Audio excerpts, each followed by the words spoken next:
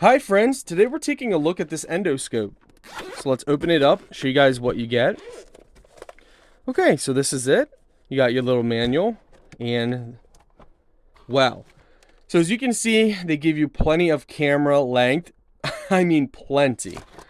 And this is the screen here.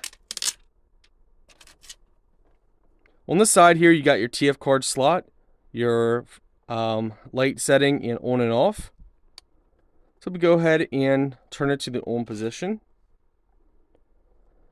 Now, this camera has two different angles. You got the front and the side. Oh, wait, actually, it might have. Looks like it's got one, two, three cameras on here, if I'm correct. And you guys can see here. You can press and hold this to switch positions. Press and hold it again. And then you can swap just to the main camera view. Of course, you got your settings, photos, videos, and all that fun stuff, so you can take video.